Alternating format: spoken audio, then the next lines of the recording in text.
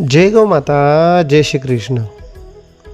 सन 2020 पासून अहिल्यानगर जिल्ह्यातील कर्जत तालुक्यातील राशिनी येथे यशोदानंद गोशाळा कार्यरत आहे.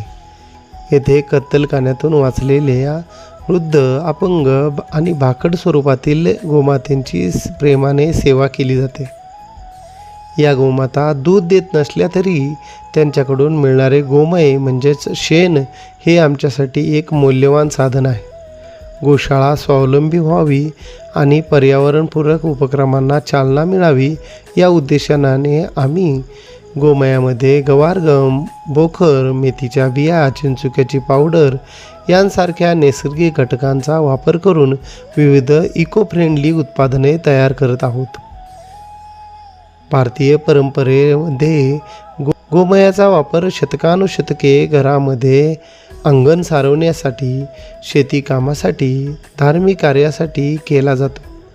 योग्य प्रकारे प्रक्रिया केलेल्या गोमयापासून तयार केलेल्या वस्तू पर्यावरणपूरक आणि प्लॅस्टिकला एक नैसर्गिक पर्याय ठरू शकतात. गोमय धुपाचा सुगंध अनेकांना प्रसन्न आणि शांत वातावरणाची अनुभूती देतो. आमच्या उत्पादनांमध्ये पुढील काही वस्तूंचा समावेश आहे.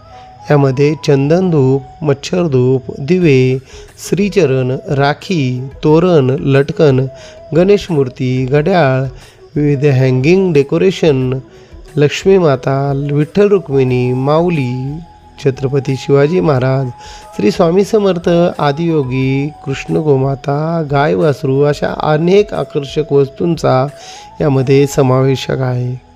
या सर्व वस्तू गोमयापासून निर्मित केलेल्या आहे. याचबरोबर गोमय साबण, उटणे, जैवविघटनशील गोमय कुंड्या, ध्यानधारणेसाठी मेडिटेशन मॅटही आपल्याकडे उपलब्ध आहे. गोमयापासून बनवलेल्या कुंड्या थेट मातीत लावता येतात. त्या कालांतराने मातीत मिसळून सेंद्रिय खताचं काम करतात. मेडिटेशनचं मॅटचा वापर म्हणाल तर ध्यानधारणेसाठी, योगधारणेसाठी आपण या मेडिटेशन मॅटचा वापर करू शकतो.